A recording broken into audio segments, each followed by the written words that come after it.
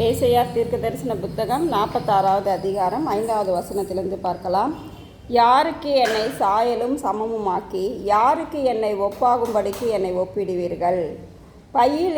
பையில் இருக்கிற பொன்னை கொட்டி வெள்ளியை தராசில் நிறுத்தி தட்டானுடனே கூலி பொருந்தி கொள்கிறார்கள். அவன் ஒரு தெய்வத்தை உண்டாக்குகிறான், அதை வணங்கி பணிந்து கொள்கிறார்கள். அதை தோளின் மேல் எடுத்து அதை சுமந்து அதை அதன் ஸ்தானத்திலே வைக்கிறார்கள். அங்கே அது நிற்கும், தன் இடத்தை விட்டு நகராது. ஒருவன் அதை நோக்கி கூப்பிட்டால் அது மறு உத்தரவு கொடுக்கிறதும் இல்லை. அவன் இக்கட்டை நீக்கி அவனை ரட்சிப்பதும் இல்லை. இதை நினைத்து புருஷராயிருங்கள் பாதகரே, இதை மனதில் வையுங்கள். என்ன சொல்லப்பட்டிருக்கு இதில்? தேவனே கேட்குறார், யாருக்கு என்ன சாயலும் சமமும் ஆக்குவீங்க? யாருக்கு நான் ஒப்பாகும்படிக்கு என்னை ஒப்பிடுவீர்கள்? நான் உயிருள்ள தேவன், நான் எல்லாத்தையும் படைத்த தேவன், வானத்தையும் பூமியையும் உள்ள எல்லா காரியங்களையும் படைத்து மனிதர்களை படைத்து எல்லாத்தையும் படைத்த தேவன். என்னை போய் யாருக்கு நீங்கள் என்ன பண்ணுவீங்க, ஒப்பிடுவீங்க அப்படின்னு கேட்குறார். என்னையன்றி வேறு தேவர்கள் உங்களுக்கு இல்லைன்னு அப்படியே ஆண்டவர் சொல்கிறார். எனக்கு சமமாக நீங்கள் யாரை போய் ஒப்பிடுவீங்க அப்படின்னு சொல்லி கேட்குறார். பையில் இருக்கிற பொன்னை கொட்டி, பொண்ணுன்னா என்னது? தங்கத்தை, பையில் இருக்கிற தங்கத்தை கொட்டி வெள்ளியை தராசில் நிறுத்தி, வெள்ளியை என்ன பண்ணுறாங்களா, தராசில் நிறுத்தி தட்டானுடனே கூலி பொருந்தி கொள்ளுகிறார்கள். தட்டான்கிட்ட கொடுத்து அந்த பொண்ணு வெள்ளியும் கொடுத்து எனக்கு ஒரு சிலையை செஞ்சு கொடுங்கன்னு சொல்லி என்ன பண்ணுறாங்க, கூலி கொடுத்து செய்ய சொல்கிறாங்க. அந்த பொண்ணையும் வெள்ளியும் கொடுத்து கூலியும் கொடுத்து என்ன பண்ணுறாங்க, செய்ய சொல்கிறாங்க. அவன் ஒரு தெய்வத்தை உண்டாக்குகிறான். நம்ம யோசித்து பார்ப்போமா? கடவுள்ன்றோம், தெய்வன்றோம், மனுஷன் கையில் கொண்டு போய் அந்த பொண்ணையும் வெள்ளியும் கொடுத்து செய்ய சொல்லி அவன் ஒரு சிலையை உருவாக்குறான். அதை போய் தெய்வம்னு சொல்லி நம்ம என்ன பண்ணுறோம், வணங்கணுமா இல்லையா? வணங்கணும். அப்போ நீங்கள் யாருக்கு என்ன ஒப்பிடுவீங்க? அந்த சிலையும் நானும் ஒன்றா அப்படின்னு கேட்குறாரு.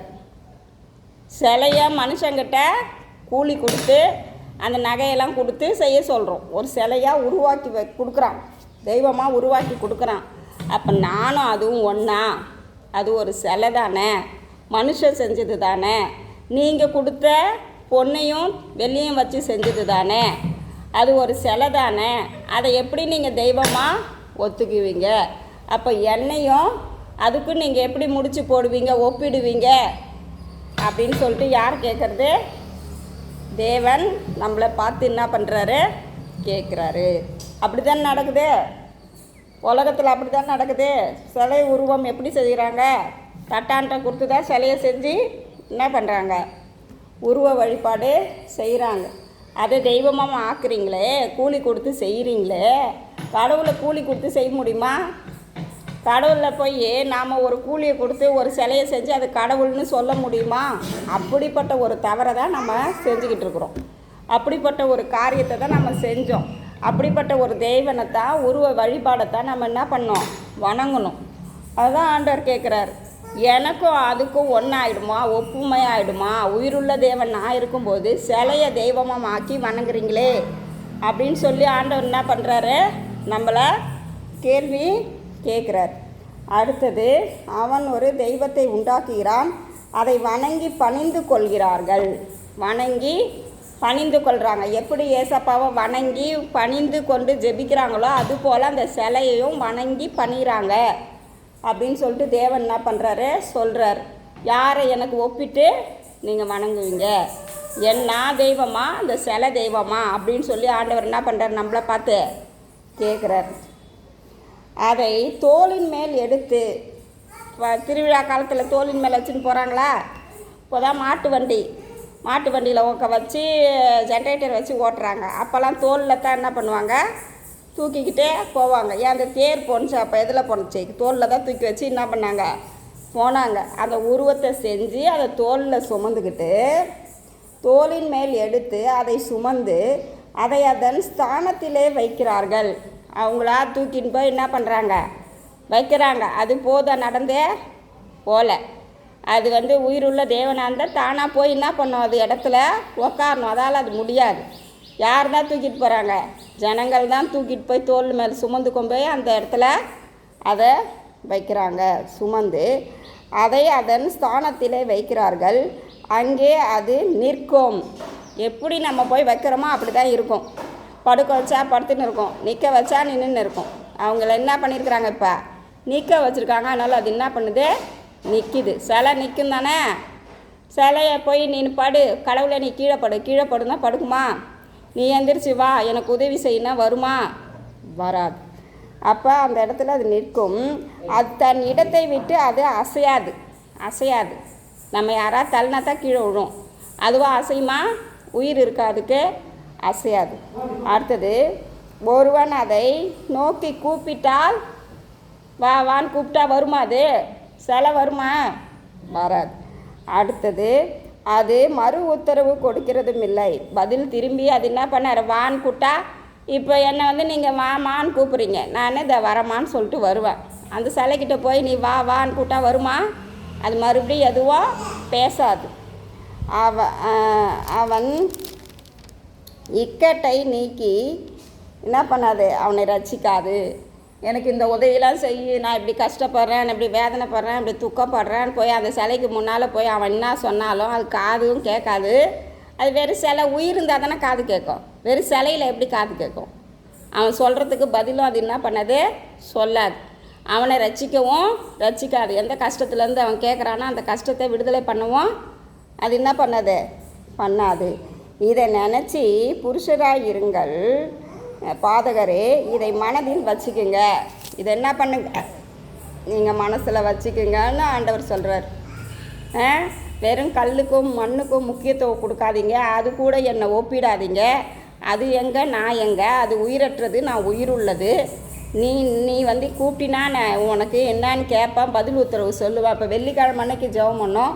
இன்றைக்கி ஆண்டவர் ஒரு பதிலை கொடுத்தாரா? அப்போ நம்ம ஆண்டவர் நம்ம எந்த ஜெபத்தை பண்ணுறோமோ அதுக்கான பதிலை ஆண்டவர் கொடுக்குறாரா? சிலைக்கிட்ட போய் நம்ம அழுது கதறினா அது என்ன பண்ணும்? அது பேசுமா? பதில் கொடுக்குமா? கொடுக்காது. அதுதான் ஆண்டவர் சொல்கிறாரு, என்னையா அதுக்கு ஒப்பிடாதீங்க. அதுதான் ஃபஸ்ட்டு வசனம் 5வது வசனத்துலேயே சொல்லப்பட்டிருக்கு. யாருக்கு என்னை சாயலும் சமமும் ஆக்குறீங்க, யாருக்கு நான் ஒப்பாகும்படிக்கு என்னை ஒப்பிடுகிறீங்க கேட்குறாரு. நான் உயிருள்ள தேவன். நான் கூப்பிட்டா என்னான்னு கேட்பேன். நான் உங்களுக்கு உதவி செய்வேன். நான் உங்களுக்கு தேவைகளை சந்திப்பேன், ரட்சிப்பேன். ஆனால் கல் சிலை உனக்கு என்ன பண்ணும், உதவி செய்யுமா? அது ஒரு உருவம் தானே, ஒரு சிற்பி தானே. என்ன பண்ணுறான், செதுக்குறான். ஒரு அந்த பொண்ணை வெள்ளி வச்சு என்ன பண்ணும், தட்டான் வணையிறான். அதுக்கு உயிர் கிடையாது. அதுக்கிட்ட போய் நம்ம என்ன பேசினாலும் அது என்ன பண்ணாது, நமக்கு பதில் கொடுக்காது. அப்படிப்பட்ட அந்த சிலையை என்னை கூட என்ன பண்ணுறீங்க, ஒப்பிட முடியுமா உங்களால்? நீங்கள் ஒப்பிடுவீங்களா அப்படின்னு சொல்லி என்ன பண்ணுறாரு ஆண்டவர் கேட்குறாரு. அப்போ சொல்லுங்கள், நம்மளே நிதானிச்சு பார்ப்போம். ஒரு கல்லுக்கிட்ட போய் நம்ம போய் ஜெபம் பண்ணுறோம், நம்ம போய் பேசுகிறோன்னா திரும்பி அது நம்மக்கிட்ட பேசாது. ஆண்டவரே எனக்கு இந்த பிரச்சனை இருக்குது, கல்லுக்கிட்ட போய் எனக்கு இந்த குறை இருக்குது, என் அம்மா தாயே இந்த பிரச்சனை இருக்குது, எனக்கு இதை உதவி செய்யுங்க, இதை மீட்டு கொடுங்க, இந்த பிரச்சனையிலேருந்து விடுதலை கொடுங்கன்னா அது போய் என்ன பண்ணும், நமக்கு ஒன்றுமே செய்யாது. அது பாட்டு காதுலேயும் வாங்க. காது சிலை தானே, உயிர் இருந்தால் தானே அது காதில் வாங்கும். சிலை எப்படி காதில் வாங்கும்? இப்போ ஒரு கல் கிடக்குது, அதுக்கிட்ட போய் பேசினா அது பேசவா போகுது நம்மக்கிட்ட? அந்த கல்லை தான் எடுத்து உருவமாக செஞ்சுருக்குறாங்க. அப்போ அந்த உருவம் மட்டும் எப்படி பேசும்? அது மனுஷனால் தானே செஞ்சுருக்கிறான். அந்த கல்லை எடுத்துகிட்டு போய் உருவமாக சிற்பமாக செதுக்கி ஒரு உருவத்தை உண்டு பண்ணிக்கிறான். அது எப்படி நம்மக்கிட்ட பேசுமா? அதுக்கிட்ட போய் நம்ம பேசி அழுது கத்தி நம்ம எந்த காரியத்தை சொன்னாலும் அது ஒன்றையும் கேட்க போகிறதில்ல. அது பாட்டுன்னு அது இருக்க போகுது. அது இடத்துல நம்ம தூக்கின்னு போய் வச்சாதான் அது இருக்கும். நம்ம தூக்கின்னு போய் நிற்க வச்சா நிற்கும், படுக்க வச்சா படுக்கும். அதுவாக வராது, அதுவாக போகாது. அதுக்கிட்ட போய் நம்ம குறையில் சொல்கிறதுல என்ன பிரயோஜனம் இருக்குது? அப்போ தேவன், உயிருள்ள தேவனையும் அதையும் நம்ம எப்படி ஒப்புமைப்படுத்த முடியும்? மனுஷனால் செஞ்ச ஒரு சிலை. இது தேவன் தானாக உருவானவர். தேவன் பேசுகிறவர். தேவன் நம்ம கேட்கறதுக்கு பதில் கொடுக்குறவர், நமக்கு உதவி செய்கிறவர். அதை விட்டுவிட்டு வெறும் கல்லுக்கிட்டையும் மண்ணுக்கிட்டையும் போய் நம்ம நின்றுக்கிட்டு சொன்னோம்னா அது கேட்குமா? அதுதான் கேட்குறாரு ஆண்டவர். என்னையும் அந்த கல்லையும் ஏன் ஒப்பாக்குறீங்க? யாரை எனக்கு ஒப்பாக்குறீங்க? நான் எப்படிப்பட்ட தேவன்? நீங்கள் எப்படி கல்லையும் மண்ணையும் போய் கடவுள்னு சொல்லி எனக்கும் அவங்களுக்கும் ஒத்துமைப்படுத்துவீங்க அப்படின்னு சொல்லி ஆண்டவரே என்ன பண்ணுறாரு? நம்மளை கோபமாக கேட்குறாரு. அப்போ அதனால தான் உருவ வழிபாடு நம்ம என்ன பண்ணக்கூடாது? கூடாது. சிலை வழிபாடு நம்ம பண்ணக்கூடாதுன்னு சொல்லி ஆண்டவர் நமக்கு எச்சரிக்கிறாரு. இப்போ அவர் உயிருள்ள தேவனை நம்ம ஆராதிக்கிற நாம் எதுக்கு கல்லுக்கும் மண்ணுக்கும் போய் முக்கியத்துவம் கொடுத்து நம்ம தேவனுக்கு அதையா ஒப்புமைப்படுத்தணும் அப்படின்னு சொல்லிட்டு ஆண்டவர் கேட்குறாரு. அப்போ நம்ம இப்படிப்பட்ட காரியத்தை செய்யலாமா? செய்யக்கூடாது. அதனால தான் ஆண்டவர் என்ன சொல்கிறாரு? எனக்கு ஒப்புமையாக நீ என்ன பண்ணாத, வேறு ஒரு உருவத்தையோ வேறு ஒரு சிலையோ வேறு ஒரு இதையோ நீ என்ன பண்ணாத, உண்டு பண்ணி அதை வணங்காத அப்படின்னு சொல்லிட்டு சொல்கிறார். நான் தான் தேவன், எனக்கு நிகர் வேறு யாருமே கிடையாது அப்படின்னு சொல்லிட்டு ஆண்டவர் சொல்கிறார். அப்போ இதை நினைத்து புருஷனாக இருங்கள் பாதகரே, இதை மனதில் வச்சுக்கிங்க. நான் தான் உண்மையான கடவுள்னு எப்பயுமே மனசில் நீங்கள் என்னை வச்சுக்கிங்க. நீங்கள் என்ன பண்ணாதீங்க, கல்லுக்கும் மண்ணுக்கும் முக்கியத்துவம் கொடுக்காதீங்க அப்படின்னு சொல்லி ஆண்டவர் என்ன பண்ணுறாரு? இந்த வேலையில் நம்மளோடு கூட பேசுகிறாரு. புரியுதா? அப்போ கடவுளுக்கும் மனுஷனால் செய்யப்பட்ட உருவத்துக்கும் என்ன ஒரு வித்தியாசம்? அது நடக்காது, ஒரு இடத்துலேருந்து இன்னொரு இடத்துக்கு போகாது, நம்ம சொல்கிறத கேட்காது, நம்ம வேண்டதுக்கு பதில் கொடுக்காது. இதெல்லாம் கல்லுக்கு மண்ணுக்கும் உள்ள காரியம். இதே தேவன், உயிருள்ள தேவன், அவர் என்ன பண்ணுவார்? நம்ம எந்த இடத்துல முட்டி போட்டு முழங்கால் பண்ணிட்டு ஜெபிச்சாலும் அவர் வந்துடுவார். அவர் நமக்கு ஜெபிக்கிற ஜெபத்துக்கு கேட்பார், அதுக்கு நமக்கு பதிலை கொடுப்பார். ஆண்டவர் செய்வார். செஞ்சுருக்கிறாரா இல்லையா? நம்ம வாழ்க்கையில் பண்ண ஜெபத்துக்கெல்லாம் பதில் கொடுத்துருக்கிறாரா இல்லையா? நம்மளே அதுக்கு என்னது சாட்சிகளாக இருக்கிறோம். புரியுதுங்களா இந்த வசனம்? நம்ம ஜெபம் பண்ணலாமா? சோத்திர ஆண்டவரே, நன்றியோடு கூட துதிக்கிறோமப்பா. இந்த வேலைக்காய் நன்றி செலுத்துகிறோம். இதோ எங்களை தாழ்த்தி ஒப்பு கொடுக்குறோமப்பா. ஏசையா 46:5 வசனத்திலிருந்து சொல்லப்பட்டது போல் ஆண்டவரே, யாருக்கு என்னை ஒப்பிடுவீர்கள் என்று கேட்கிறீரப்பா. ஆண்டவரே, நாங்கள் உமக்கு நிகராக யாரையாவது நாங்கள் நினைத்திருந்தால், மாம்சமாய் நாங்கள் நினைத்திருந்தால், ஆண்டவரே உருவ வழிபாடு செய்திருந்தால், ஆண்டவரே உமக்கு பிரியமில்லாத காரியங்களை செய்திருந்தால், விக்கிரகத்தை நாங்கள் அப்பா தேடி இருந்தால் எங்களை மன்னிக்கும்படி ஜெபிக்கிறோம் ஐயா. உமக்கு நிகர் நீர்தான் ஆண்டவரே. உமக்கு நிகர் யாரையும் எங்களால் நிறுத்த முடியாது. கண்ணிருந்தும் பார்க்காத, காது இருந்தும் கேட்காத விக்கிரகத்தை நாங்கள் நிறுத்த முடியாது ஆண்டவரே. அப்படி அப்பா என் ஜனங்கள் அப்பா நிறுத்தி வைத்திருக்கிறார்கள் ஆண்டவரே.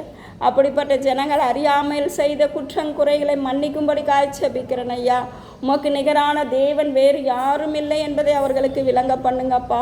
இதோ என் கணவருக்கு கூட நீர் விளங்க பண்ணும்படி ஜெபிக்கிறேன் அப்பா. உமக்கு நிகரான தேவன் இல்லை என்பதை அப்பா நீர் வெளிப்படுத்துவீராக. பக்தியுள்ளவர்களை கர்த்தர் தமக்காக தெரிந்து கொண்டார் என்று அப்பா நாங்கள் வேதத்திலே பார்க்கிறோமே. பக்தி உள்ள பிள்ளைகளை அப்பா நீர் தெரிந்து கொள்ளும்படி ஜெபிக்கிறோம். உமக்கு நிகர் யாரும் இல்லை. உமக்கு நிகர் நீரே தான் ஆண்டவரே. உம்மால் தான் ரட்சிக்க முடியும், உம்மால் தான் பேச முடியும், உம்மால் தான் எங்களுக்கு பதில் கொடுக்க முடியும், உம்மால் தான் எங்களுக்கு செவிசாய்க்க முடியும் ஆவியானவர். அப்பா உமக்கு கோடி கோடி சோத்திரம் ஆண்டவரே. நாங்கள் நிற்பதும் நிர்மூலமாகாமல் இருப்பதும் உடைய கிருபையப்பா. உடைய கிருபை எங்களை நடத்துகிறதற்காய் சோத்திரம். உடைய கிருபை எங்களை தாங்குகிறதற்காய், உங்கள் கிருபை எங்களை ஜீவனோடு கூட வைத்திருப்பதற்காய் உமக்கு நன்றி செலுத்துகிறோம் ஐயா. ஆண்டவரே, நீரே பேசும் தெய்வம், நீரே எங்களை கட்டி அணைக்கிற தேவன், நீரே எங்களை பாதுகாக்கிற தேவன், நீரே எங்களை பலப்படுத்துகிற தேவன், நீரே எங்களை நடக்க பண்ணுகிற தேவனப்பா. ஆண்டவரே உமக்கு கோடி கோடி சோத்திரம் ஆண்டவரே. எல்லா காரியங்களையும் அப்பா எங்கள் வாழ்க்கையில் ஒவ்வொரு காரியமும் உம்முடைய சித்தத்தின்படி வழி நடத்துகிறதற்காய் சோத்திரம் ஆண்டவரே. உமக்கு நன்றி அப்பா. நீர் பேசின இந்த வார்த்தைக்காய் நன்றி செலுத்துகிறோம். இயேசுவின் மூலம் துதி சோத்திரங்களை ஜெபங்களை ஏறெடுத்து படைக்கிறோம் நல்ல பிதாவே. ஆமென்.